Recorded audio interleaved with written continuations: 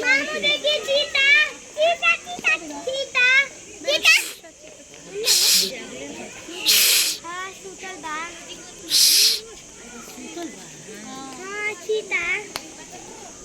अगर इनका डालत है ये सब खाना